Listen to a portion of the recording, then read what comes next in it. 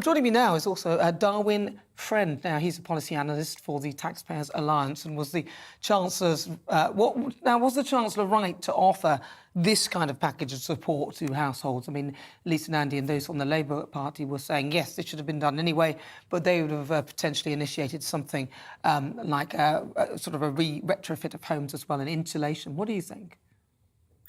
I mean, I think it was understandable that politicians decided to make the decision they did yesterday to try and support households. But I think the way they've gone about it is wrong. I don't think a windfall tax is the answer. I think what the answer should have been is to put more money in people's pockets by cutting their taxes, because ultimately it's households that know their individual situations best, rather than civil servants or politicians in Westminster. So giving them the autonomy to spend more of their own money themselves would have been the better answer, in my opinion.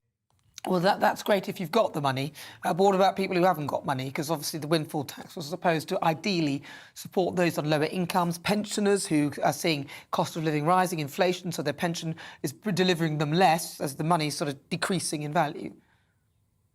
I mean, I think those measures were very welcome indeed. I think the concern that I would have with them is obviously they are short-term measures that are going to support people now, but what we need to have now is also a longer-term vision for how the government is actually going to be cutting the tax bill. I mean, Vince was just talking about the £400 payment, which is universal. It's going to be going to everyone. I think what the government could have announced is perhaps how they're going to cut that 70-year high tax burden, because they're putting up national insurance, they're freezing income tax thresholds, meaning more people are going to be paying more amounts of tax, and they're putting up corporation tax at the same time. And so I think what they could have announced alongside that short-term support for the poorest and the people that need it the most is also a way to actually give people more of their own money in their own pockets. Sounds a bit complicated, though, because in a way, if you get the £400 that you didn't necessarily need, but you're paying the higher tax bracket, then that could be considered as sort of, you know, if you imagine that money coming out of your paycheck or going back into your pocket rather than out of your paycheck through tax, they've sort of helped you there.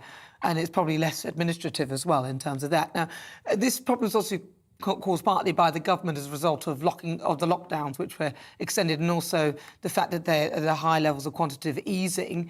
And obviously a lot of people went through the furlough system as well.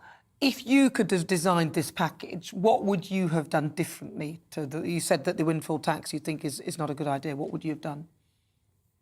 I mean, as I mentioned, the immediate support to help those that needed the most, I think that was welcome. But I think what I really would have done is actually brought the planned income tax cut that the Chancellor has announced forward as well. And what that would have done is allowed, as I say, more people to keep more of their own money so that then they can spend it in the way that they see best.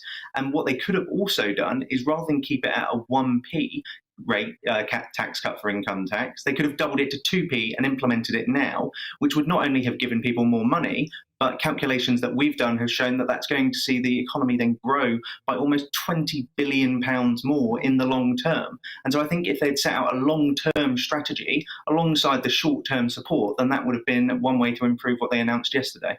They need you on board, Darwin. Thank you so much for your thoughts. That's Darwin Friend. He's the policy analyst at the Taxpayers Alliance.